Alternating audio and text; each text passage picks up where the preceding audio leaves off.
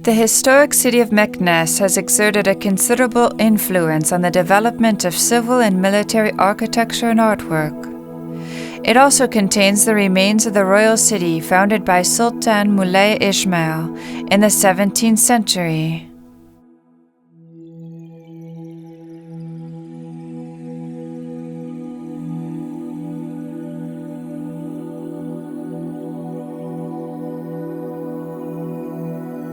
The 17th century Sultan Moulay Ismail wanted to create a royal capital here that would rival Versailles. He had an army of bricklayers, black slaves, and several hundred captured Christian slaves build 120 kilometers of town wall, fabulous palaces, stables for 12,000 horses, hanging gardens watered by a 4-hectare pond, and immense storage sheds. Situated on the southeast side of the Place el-Hedim, the Bab Mansur was created as the grandiose entrance to the imperial city. The splendor and glamour of the Moroccan Sultan's rule would awe any visitor who passed through the gate. Adapting the classical style of Almohad architecture, the facade is decorated with beautiful tile ornamentation. Among the most impressive elements of the imperial city was the Grand Gate, named after the architect, el-Mansur, a Christian renegade who converted to Islam. It was completed 5 years after Moulay Ismail's death in 1732. Weakened by war, weather, and the great earthquake of 1755, the ramparts of the Dar el-Kabera, or the imperial city, testify to Meknes's former glory. El-Hedim Square is a large rectangular square located between the Medina of Meknes and the imperial city. It is bordered by the city walls and gates. Legend has it that the name Place el-Hedim, which means Square of Destruction, originated in Sultan Moulay Ismail's destruction of much of the old city to build the entrance to the imperial city. Ceramic tiles seem to adorn every possible surface in Meknes, from houses, fountains, palaces, mosques, and public buildings. Spread out along coastal seas, backed onto the desert and baked under a relentless sun, Moroccans take inspiration from the colors their geography provides.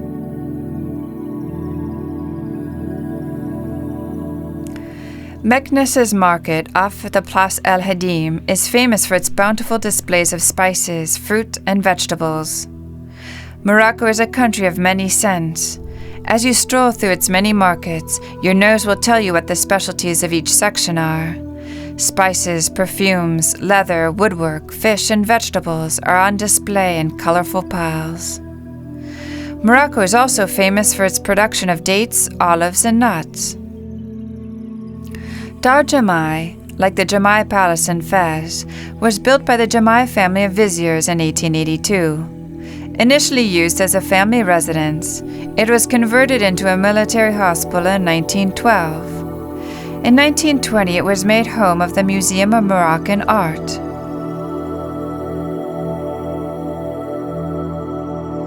The museum now ranks among Morocco's best. Its exhibits vary, but generally focus on traditional items such as ceramics, textiles, and jewelry.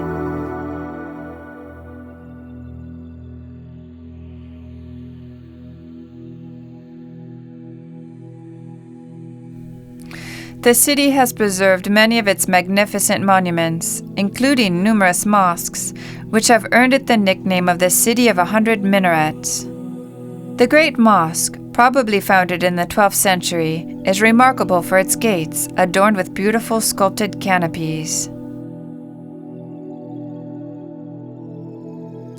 The Muslim school Madrasa Abu Anania was completed in 1358 and named after Sultan Abu Anan. It is adorned with fine examples of Zellij mosaics and wood carvings. The splendid decorations adorning Meknes's buildings are well known. Made of both wood and stucco, the decorations feature intricate details and incorporate a variety of traditional Moroccan and Islamic patterns.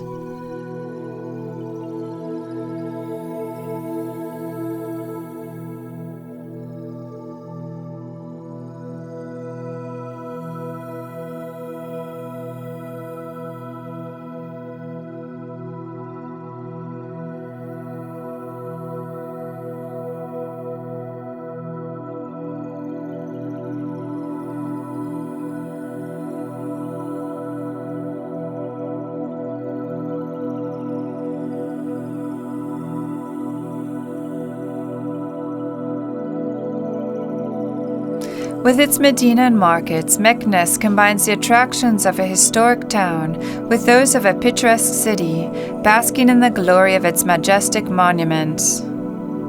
Its Medina and the remains of the royal palace have earned Meknes a place on UNESCO's World Heritage List. The main sites in the Medina are its varied and busy souks. Founded in the 10th century by the Zenet Meknasa tribe from the eastern Rif Mountains, Meknes has been called the turntable of Morocco for its pivotal position between the Rif and Middle Atlas Mountains, and between the Atlantic Ocean and the Sahara. The Romans chose nearby Volubilis as their Moroccan headquarters for its strategic central position, and this was probably Sultan Moulay Ismail's reasoning when he decided to govern from Meknes in 1673. Moulay Ismail encased the city within some 40 kilometers of lime and earth walls. Surrounded and threatened by 45 regional Berber tribes, Moulay Ismail was obsessed with defense to a degree virtually unparalleled in world history. Meknes was equipped to withstand a hypothetical 20-year siege.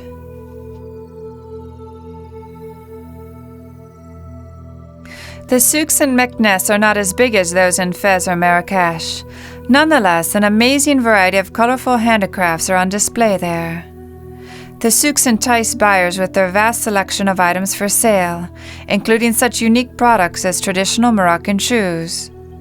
The interior areas of the markets are chock full of jewelry, household items, and many other tempting goods. Shoppers are invited to haggle over the goods since there are no fixed prices.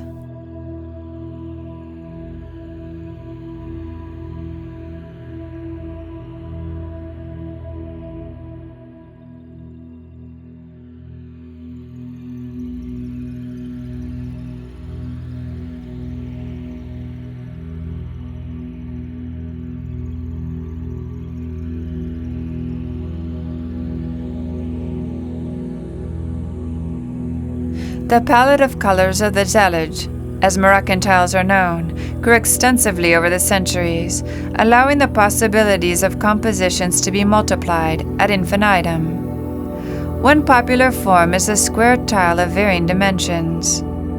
Various other shapes can be used in combination, such as an octagonal-shaped tile with a cabochon, star, or cross, among others.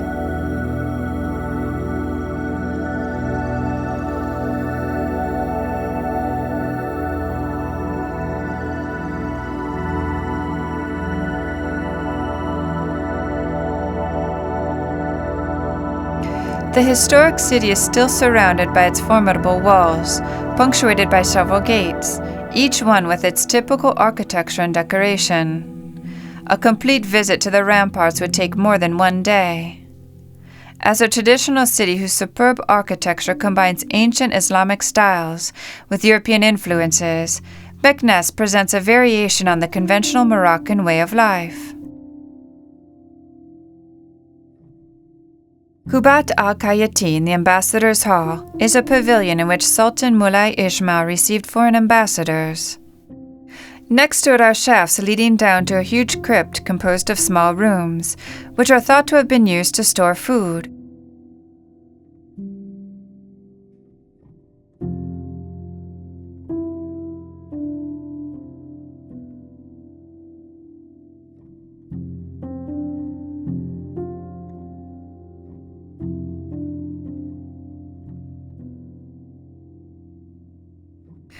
The Mausoleum of Moulay Ismail is one of only 3 Moroccan shrines that non-Muslims can visit. The other 2 are the tomb of Muhammad V in Rabat and the Madrasa Bouanania in Fez. This site has remained an important place of veneration for Moroccans. The mausoleum consists of a series of courts and chambers decorated with colorful tiles and spiraling stucco work. Behind these courts lies the sanctuary that holds the remains of Moulay Ismail and his family members.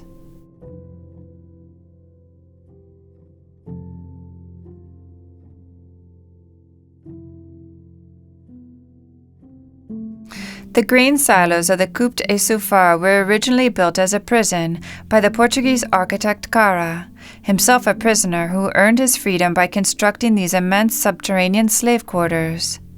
60,000 slaves, of which 2/3 were reportedly Christian prisoners of war, were shackled to the wall and forced to sleep standing up.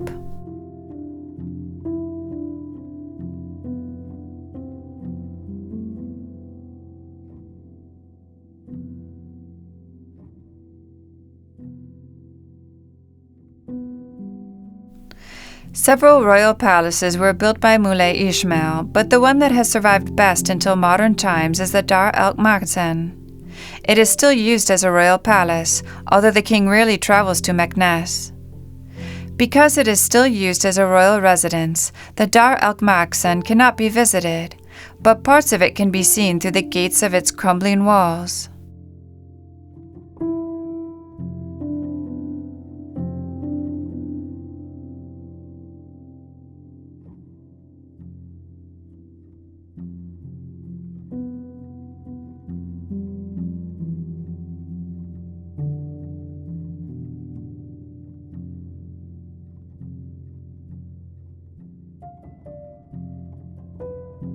The stone-lined lake of Agdal was used as both a reservoir and a pleasure lake.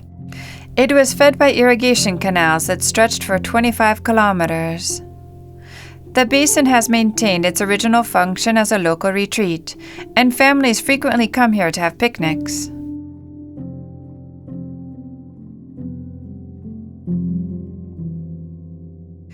Moulay Ismail's immense granaries and stables, the Haria Suwani, were ingeniously designed. Tiny windows, massive walls, and a system of subterranean water channels kept temperatures cool and air circulating. The building provided stabling and food for an incredible 12,000 horses, and Moulay Ismail regarded it as one of his finest architectural achievements. The ancient granaries and vaults that were once designed as a state-of-the-art project under imperial supervision may be overgrown with foliage, but they haven't lost their impressive architectural features.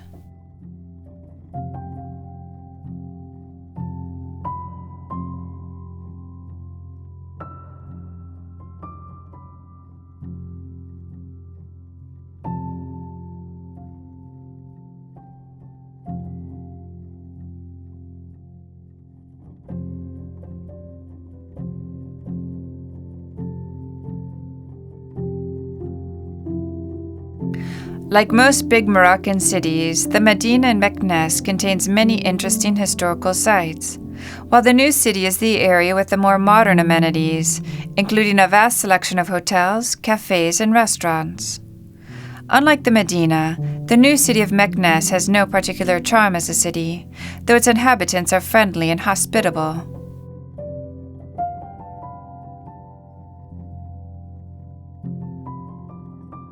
The Medina was included on the list of UNESCO World Heritage Sites in 1996 because it captured and preserves a picture of the flowering of royal life and architecture from 17th century Morocco.